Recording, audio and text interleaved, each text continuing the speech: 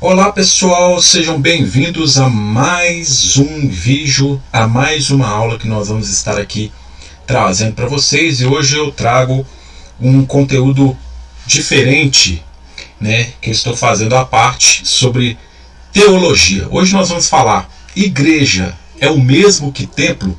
Será que igreja realmente é a mesma coisa que templo? Então vamos lá para você entender um pouco a respeito disso.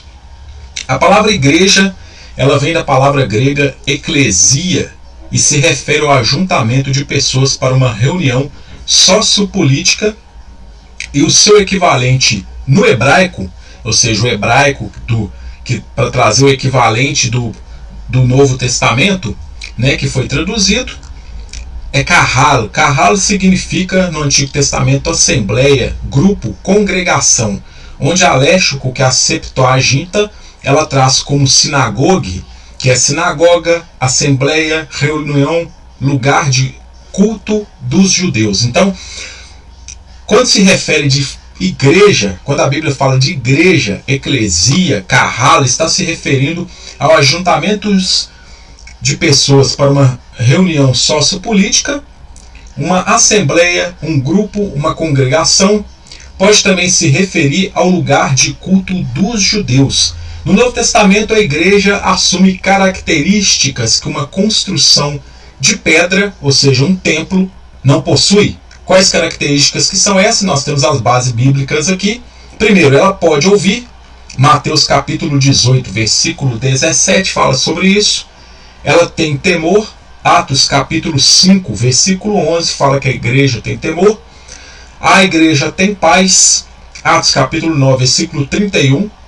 Pode orar, Atos capítulo 12, versículo 5, pode se reunir, Atos capítulo 14, versículo 27, pode receber pessoas, Atos capítulo 15, versículo 4, e pode saudar as pessoas, 1 Coríntios capítulo 16, versículo 19. Então todos esses textos aqui que foram citados, está aí no esboço para que você acompanhe na tela, todos eles se referem a características humanas, não a características de um templo de pedra. Um templo não pode ouvir, um templo não pode ter temor, um templo não tem paz, não ora, ele não pode criar pernas para se reunir com outras pessoas, não pode receber pessoas e nem saudar pessoas. Então, há uma grande diferença do templo de pedra para uma igreja. Então, nós temos essa diferença dentro aí da Bíblia. As pessoas se reuniam em templos? Essa é uma pergunta que muita gente faz nos dias de hoje. E muita gente faz uma confusão muito grande em relação a templo de pedra e igreja. São coisas totalmente distintas e não se referem à mesma coisa, tá, pessoal? Os apóstolos partiam o pão de casa em casa. Atos capítulo 2, versículo 46 fala sobre isso. Ensinavam em casa. Atos capítulo 5, versículo 42. O apóstolo Paulo se refere às igrejas nas casas em boa parte de suas cartas. Aí nós temos aqui a igreja na casa de Priscila e Áquila. Romanos capítulo 16, versículo 3 ao 5, 1 Coríntios capítulo 16, 19 fala sobre isso. A igreja reunida na casa de César, Filipenses capítulo 4, versículo 22. A igreja na casa de Onesíforo, 2 Timóteo capítulo 4, versículo 19.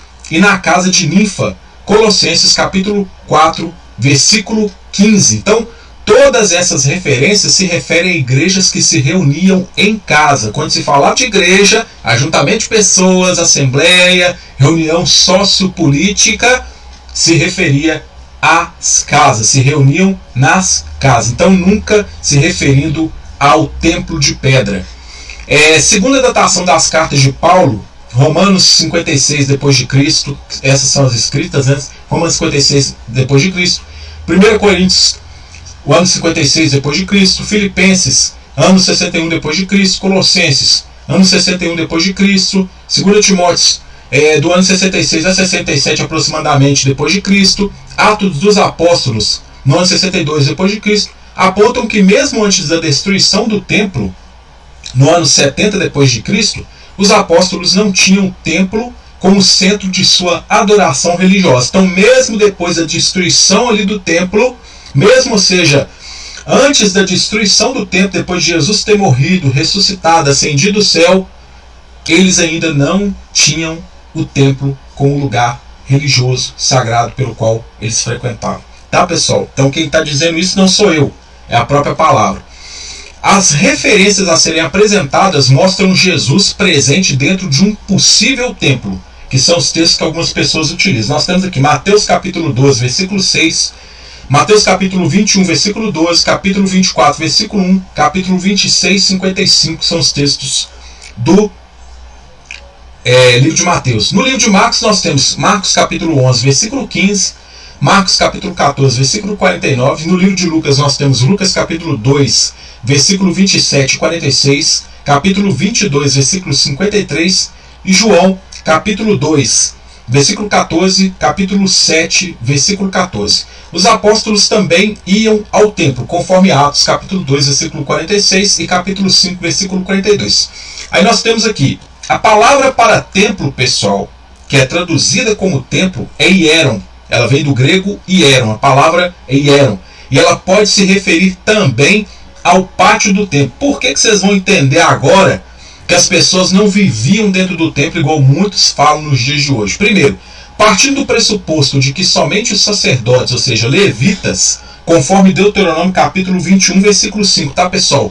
E os sumos sacerdotes entravam no templo, o santo dos santos, e as referências que nós temos é Êxodo capítulo 30, versículo 10, Levítico capítulo 16, versículo 1 ao 16, Hebreus capítulo 9, versículos 6 e 7.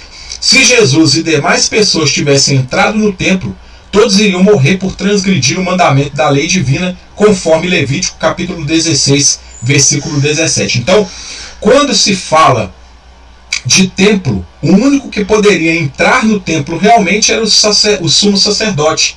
E na época de Jesus, Jesus vivia debaixo da lei, pessoal. Então, se ele entrasse no templo, conforme muitas pessoas estão alegando hoje, isso faria com que ele cometesse um pecado e o seu sacrifício não teria validade. Então, tem que se tomar muito cuidado quando se faz uma afirmação de coisas que a própria Bíblia deixa clara ali da maneira e como que realmente aconteceu. A própria Bíblia que Deus não... A própria Bíblia, ela deixa bem claro que Deus ele não tem a necessidade de habitar em templos.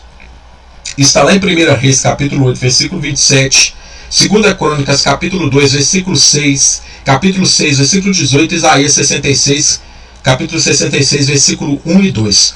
Os apóstolos tinham consciência disso ao citar esses textos em suas falas e escritos. Atos capítulo 7, versículo 48 ao 50 e capítulo 17, versículo 24 ao 25, que mostram todos esses textos de Reis, Crônicas e Isaías sendo citados.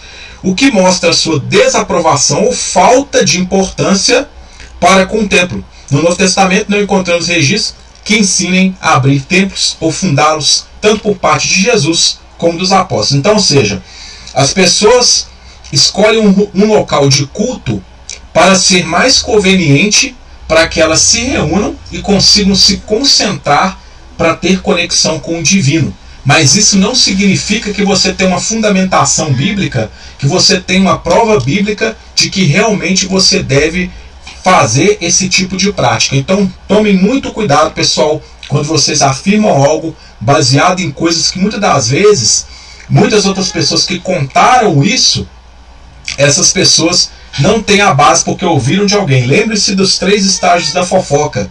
Lembre-se desses 3 estágios. A pessoa, ela recebe o boato, ela transmite o boato e ainda dá a sugestão para que esse boato, ou seja, ele seja praticado mal na vida de uma pessoa. Um grande abraço a todos vocês, sucesso e até a nossa próxima oportunidade.